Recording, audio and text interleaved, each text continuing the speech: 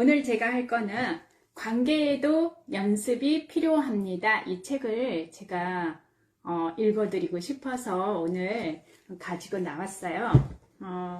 이 책은 제가 왜 관심을 갖게 됐냐면 이 책의 모든 수익금은 미혼모하고 그 다음에 그 재소자 아이들 이런 사람들에게 모든 수익금이 돌아가요. 그래서 이 저자의 제가 관심을 갖다가 책이 나와서 저도 이 저자의 생각에 동조하는 마음으로 이 책을 그냥 몇 달 전에 한 5, 6개월 전에 샀는데 읽지 않고 있다가 제가 꼭 읽어야 되겠다 싶어가지고 요번에 제가 이걸 하겠다고 했어요. 이렇게 날짜를 정해놓으면 또 책을 읽게 되잖아요.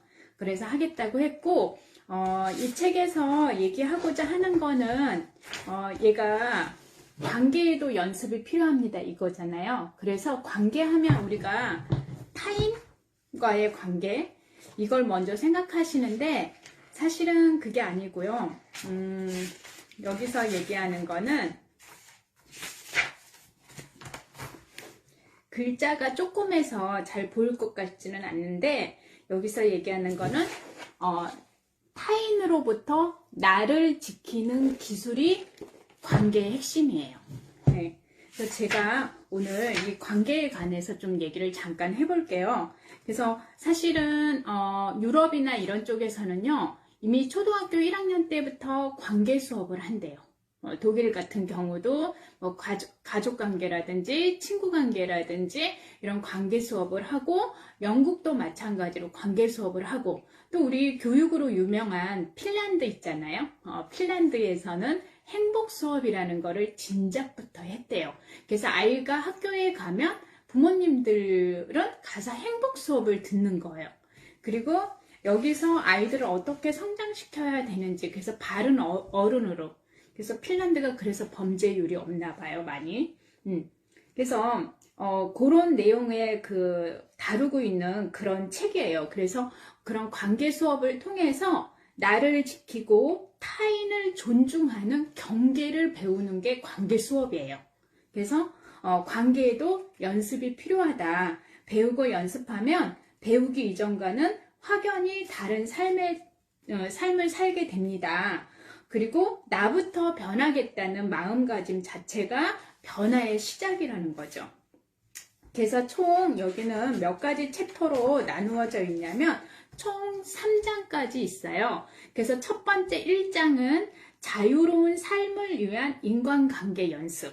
그 다음에 2장은 관계를 살리는 공감대화법. 3장은 단호하게 나를 지키는 마음 연습 이거예요. 그래서 첫 번째 제가 1장 얘기를 먼저 할게요. 1장 하면 자유로운 삶을 위한 관계 연습이에요. 여기서 타인은 첫 번째 챕터가 타인은 지옥일까 이거예요. 그래서 인간관계의 기쁨과 슬픔에 관해서 얘기를 했는데 예를 든 게 소펜하우어의 우화 중에서 고슴도치 이야기를 해요. 이 고슴도치가 겨울에 너무 추우니까 가까이 간 거예요. 그래서 서로의 가시를 막 찌른 거죠. 그래서 너무 괴로운 거예요. 그래서 적당한 거리를 두었을 때 훨씬 겨울에 따뜻하기도 하고 관계 유지를 하면서 행복하더라 이런 이야기를 두면서 최소한의 거리 두기를 해야지 된다 이걸 강조하고 있어요. 그리고 그 최소한의 거리 두기 중에서 또 하나의 예를 들고 있는데 산불을 예방하려면 그 나무를 심을 때 3m 간격으로 심어야지 된대요. 그래야 산불을 예방할 수 있다. 그리고 적당히 잘라내야 된다. 가지치기를 해줘야 된다는 거죠. 가지치기. 그래서 인간관계도 마찬가지다. 거리두기를 하고 가지치기를 하고 이런 내용의 관계 연습을 해야지 된다. 이런 얘기를 하고 있고요. 그 다음에 관계를 하다 보면 우리가 화가 많이 날 때 있잖아요. 그래서 이제 그렇게 화가 났을 때 대처하는 방법으로 이분은 화가 나면 정상적인 사고가 불가능하대요. 그래서 이게 전두엽 자체, 여기는 과학적으로 좀 쓰여져 있는데 그걸 떠나서 정상적인 사고가 불가능하기 때문에 장소를 떠나라. 최소 3분 이상 그 장소를 떠나라. 그래서 장소를 살짝 옮기는 게 자기의 불쾌한 감정을 누그러뜨리는데 굉장히 좋고요. 그 다음에 자기가 행동하기 전에 그 조절 능력을 키울 수 있는 가장 좋은 방법은 화가 났을 때 잠깐 그 공간을 떠나라. 이런 얘기를 하고 있어요. 그래서 화가 났을 때 또 하나의 방법으로 좋은 방법은 자기의 마음을 다 적으래요. 짜증, 분노, 화 이렇게 마음속에 일어나는 감정을 다 적고 그 다음에 내가 진짜 원하는 욕구를 알아차리래요. 욕구를 알아차리고 그 욕구를 정확하고 구체적으로 상대에게 행동하고 반응하고 말하는 거예요. 그래서 내가 원하는 말과 행동을 선택하라는 거지. 그러니까 화가 났을 때 첫 번째 장소를 뜬다. 두 번째는 자기 감정을 적는다. 그리고 세 번째는 내 욕구, 자기 감정을 적음으로 인해서 내 욕구가 무엇인지 정확하게 알아차린다. 그리고 네 번째, 내가 원하는 반응을 선택한다. 이거예요. 그리고 관계도요, 사람들은 얼마든지 좋게 발전할 가능성이 있대요. 이게 증진 이론이라고 하는 건데, 그 증진 이론 중에서 관계가 발전할 때 이분이 이제 다른 저번 달에 제가 읽어준 책장에서 5가지 사랑의 언어란 책 있잖아요. 그 똑같은 저자더라고요. 그래서 게리 체프만 박사님이 5가지 사과의 언어를 얘기했어요. 미안해요. 내가 잘못했어요. 어떻게 해드리면 좋을까요? 다시는 그러지 않을게요. 나를 용서해 주시겠어요? 이렇게 얘기를 하다 보면 관계가 충분히 잘못된 관계에서도 성장할 수 있다. 그런 얘기를 하고 있고요. 그 다음에 그리고 상대방도 물론 나 자신을 성장시켜야 되잖아요. 그러면 나 자신을 관계에 있어서 성장시키려면 나 자신에 있어서 자기 자비, 자기 연민을 가지라는 거예요. 그래야지 나 스스로에 관한 나에게 관대하고 나에게 자기 자비를 실천했을 때 나와 내 자신이 친하게 지낼 때 상대방과도 친하게 지낸다라는 거예요. 그래서 이 관계 연습은 일단 나와 나 자신과의 관계가 먼저 첫 번째고요. 그 다음에 두 번째가 타인과의 관계라는 거죠. 그래서 친구는 나의 미래라는 거예요. 그래서 여기서 예를 든 건 아니고 논문 하나를 갖고 왔는데 크리스 테키스 박사님이 이제 연구를 했어요. 그래서 누구나 다 요즘에 이 말 많이 듣잖아요. 비만이 가족과 친한 친구에게 전염된다라는 거. 흡연도 마찬가지고 뭐든지 전염된다라는 거예요. 근데 그게 3단계 이론인데 제가 그걸 말하려고 하는 건 아니고요. 내가 긍정적인 영향력을 가지고 있을 때 그것도 전염된다라는 거예요. 그래서 이 책에서는 여기 테키스 박사님은 다 흡연, 비만, 이런 식으로 약간 부정적인 연구를 많이 했더라고요. 근데, 여기서 이 책에서 얘기하고자 하는 거는 긍정적인 영향력을 내가 전염시킬 수 있다. 이 얘기를 하고 있고요. 그 다음에 2장. 관계를 살리는 공감 대화법. 벌써 10분 가까이 갔어요. 공감의 내가 시간이 지나니까 약간 긴장되네요. 공감은 플라세보 효과라고요. 공감이 사람을 살린대요. 공감 자체가. 그래서 죽으려고 하는 사람도 괜찮아. 좀 진정하자. 나를 믿어. 이렇게 죽으려고 하는 공황장애가 있는 사람들은 거의 막 공포 수준의 죽음을 느끼잖아요.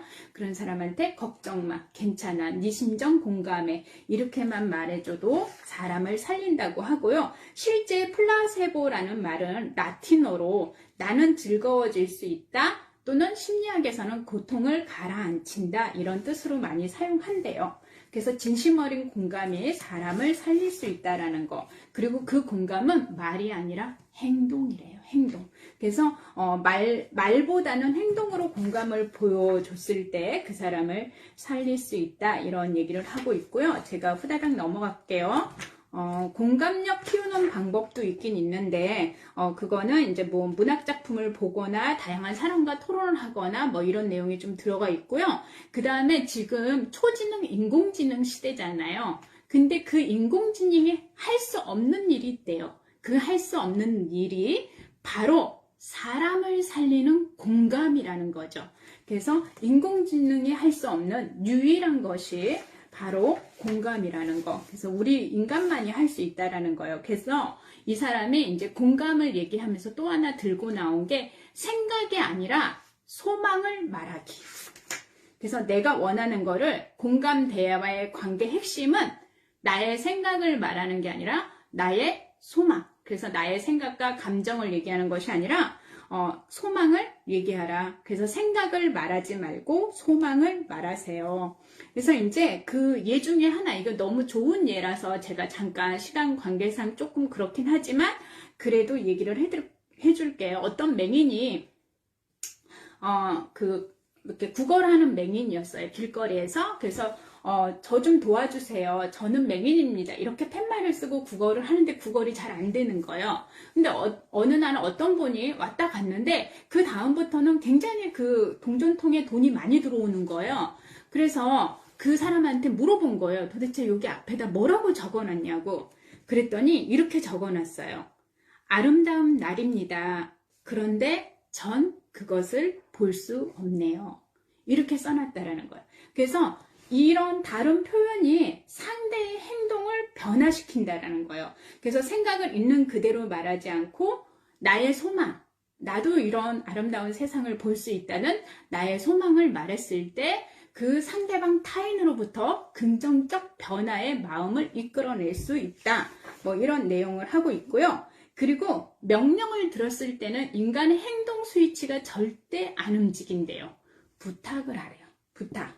생각을 말하지 말고 소망을 표현했을 때 상대방의 행동이 바뀐다라는 거예요. 그래서 상대에게 부탁을 하라는 거. 그리고 누구도 남의 속마음을 알 수 없다라는 거예요. 상대의 머리와 가슴 속을 깨트려 보는 것은 절대 불가능하대요. 그래서 말하지 않아도 내 마음을 알아주면 좋겠다, 이런 거는 없다라는 거죠. 그래서 정확하게 구체적으로 내 마음을 얘기하는 거, 그게 좋다, 뭐 이런 얘기를 하고 있고요. 그리고 상대가 요구하는 것이 무엇인지 정확하게 전달했을 때 오히려 긍정적 에너지가 많이 발생을 한다. 이렇게 이제 얘기하고 있고요. 그 다음에 관계를 살리는 칭찬법. 여기 칭찬은 구체적으로 칭찬하래요. 항상 구체적으로. 그래서 과정을 칭찬, 결과가 아니라 과정을 칭찬. 그래서 아이한테 정말 애썼구나 라고 했을 때 그 아이들은, 이거 이제 스탠퍼드 대학교에서 막 실험한 건데 그 내용까지 읽으면 시간이 너무 많이 길고, 그래서 애들한테 정말 애썼구나 이런 칭찬을 한 학생들은, 이 노력에 칭찬받은 학생들은 끊임없이 새로운 도전을 하고 끊임없이 뭔가 자기를 발전시키고 그런대요. 근데 너 정말 똑똑하구나 이랬을 때는 자꾸 똑똑하다는 소리를 들었기 때문에 자기 자신을 낮추고 시험도 쉬운 시험을 보고 이렇게 한다라는 거예요. 그래서 될 수 있으면 아니라 여기서는 이제 얘기하는 게, 칭찬을 할 때 노력에 대한, 과정에 대한 칭찬을 해라, 뭐 이런 얘기를 하고 있고요. 그래서 공감적 대화를 꾸준히 배우고 실천해야지 된다. 그 얘기하고 있고요. 내 마음은 내가 주인이라는 거. 그래서 나 스스로 나를 단련시키고 훈련시킬 수 있어야지 된다라는 얘기를 하고 있습니다. 마지막으로 그래서 타인은 나를 절대 지배할 수 없다라는 거예요. 그래서 여기서 회복 탄력성이라는 얘기를 하고 있는데, 첫 번째, 시련을 통해서 더 크게 성장할 수 있다는 믿음을 가져야지 된다. 두 번째, 미래에 대해 기대를 가져야 한다. 세 번째, 합리적인 사고, 좋은 감정을 선택해야지 된다. 이렇게 하면서 여기서 이 책에서 얘기하는 관계 연습 얘기를 하고 있습니다. 제가 너무 시간을 많이 있죠.